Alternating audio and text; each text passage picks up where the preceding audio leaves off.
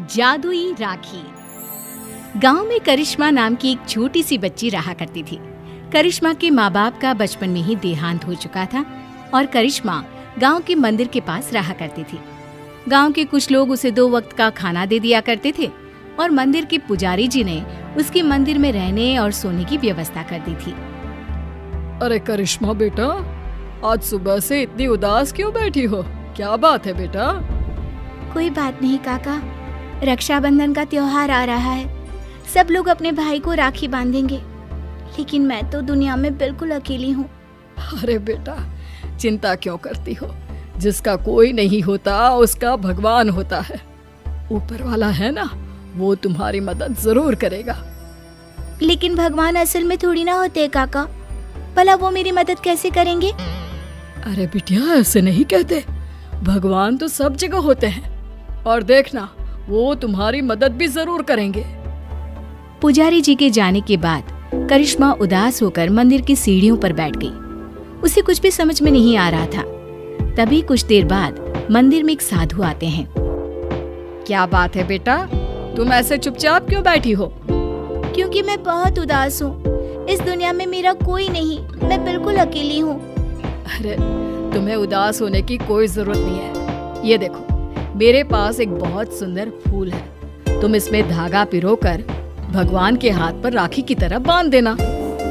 लेकिन उससे क्या होगा बाबा? उससे कुछ होगा नहीं बेटा, बस तुम्हारा अकेलापन दूर हो जाएगा और तुम्हारे जीवन में खुशियाँ लौट आएंगी। क्या सच में ऐसा हो सकता है? हाँ, रक्षाबंधन वाले दिन सुबह नहा धोकर मंदिर की जो मूर्ति है उस पर फूल की राखी बनाकर बांध देना। इतना कहकर साधु वहाँ से चले गए। अब तो करिश्मा बस हर दिन रक्षाबंधन के दिन का इंतजार करने लगी। 2-3 दिन इसी तरह बीत गए और रक्षाबंधन आ गया। करिश्मा सुबह सुबह नहाकर उस फूल में धागा पिरोकर भगवान के मंदिर पहुंची और उसने वो राखी भगवान की मूर्ति को बांधी। ठीक उसी वक्त वहाँ पर करिश्मा से कुछ साल बड़ा एक लड़का आया और उसने अपना नाम किशन बताया। अरे करिश्मा, तुम्हारी राखी तो बहुत सुंदर है। क्या ऐसी राखी तुम मेरी कलाई पर भी बांध सकती हो? वो क्या है ना, मेरी कोई बहन नहीं है। लेकिन ये राखी में जो फूल लगा हुआ है वो मुझे किसी साधु बाबा ने दिया था और मेरे पास दूसरा कोई फूल नहीं है। लेकिन मुझे तो तुम्हारे हाथ की बनी हुई राखी ही चाहिए, कहीं से भी लेकर आओ। अब मैं क्या करूं? भगवान ने बड़ी मुश्किल से मेरे जीवन में किसी को भेजा है। अगर मैंने किशन को राखी नहीं बांधी तो वो नाराज होकर चला जाएगा। सोचते सोचते करिश्मा मंदिर के बगीचे में पहुंची और वहाँ से उसने फूलों की मदद से एक सुंदर सी राखी बनाई और मंदिर में पहुंची। ये देखो किशन, मैंने तुम्हारे लिए बहुत सुंदर राखी बनाई है। नहीं, मुझे वही राखी चाहिए जो तुमने भगवान को बांधी है। लेकिन ये कैसे हो सकता है? वो राखी तो मैं भगवान की मूर्ति को बांध चुकी हूँ। तो कोई बात नहीं, वहाँ से वो राखी उतार कर तुम मुझे बांध लो और ये जो नई राखी तुमने बनाई है वो ले जाकर भगवान को बांध दो। किशन के बार बार जिद करने पर करिश्मा ने ऐसा ही किया। जैसे ही करिश्मा ने किशन की कलाई पर राखी बांधी, देखो, अब तुम्हें मुझसे कोई गिफ्ट लेना होगा। जब भी कोई बहन अपने भाई की कलाई पर राखी बांधती है तो बदले में उसे कोई ना कोई तोहफा लेना ही पड़ता है। लेकिन मुझे तो कुछ नहीं चाहिए। लेकिन अब तुम्हारा भाई आ गया है ना, अब से तुम्हें किसी के आगे हाथ फैलाने की जरूरत नहीं है। चलो, मैं तुम्हारे नए घर में लेकर चलता हूँ। करिश्मा किशन के पीछे पीछे चल दी। कुछ ही दूरी पर एक बहुत सुंदर सा छोटा सा घर बना हुआ था। देखो करिश्मा, आज से ये तुम्हारा घर है। ये समझ लो कि तुम्हारे भाई ने तुम्हें रक्षाबंधन का तोहफा दिया है। ये घर तो बहुत सुंदर है, मैं यहाँ पर रह सकती हूँ? हाँ हाँ, बिल्कुल रह सकती हो। इतना कहकर किशन वहाँ से चला जाता है और करिश्मा अपने घर में रहने लगती है। उस घर में खाने पीने की सारी चीजें थी। करिश्मा बहुत खुश थी और गांव के लोग भी खुश थे। करिश्मा को रहने के लिए एक जगह जो मिल गई। कुछ दिनों के बाद किशन करिश्मा के घर आता है। देखो करिश्मा, ये तो जादू हो गया। तुम्हारी बनाई हुई राखी तो सोने के कंगन में बदल गई। लेकिन ऐसा कैसे हो सकता है?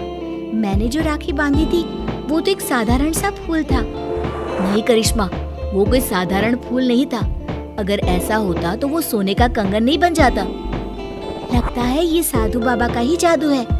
उन्होंने ही मुझे वो जादुई राखी दी थी।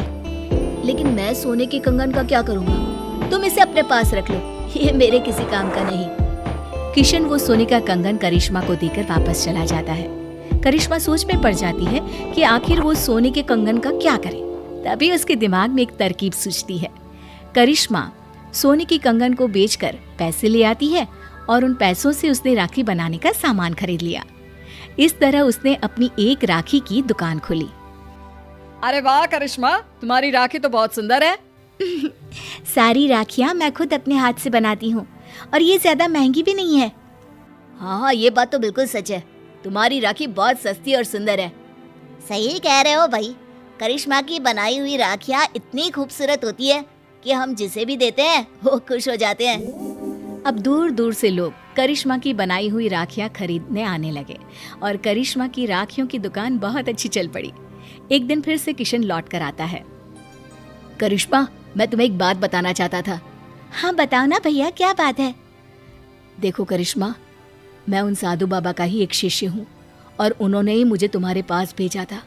वो तुम्हारे बारे में जानना चाहते थे कि तुम कितनी ईमानदार हो, इसीलिए वो सोने का कंगन मैंने तुम्हें दिया था और तुमने उस सोने के कंगन का उपयोग एक अच्छे काम में किया है।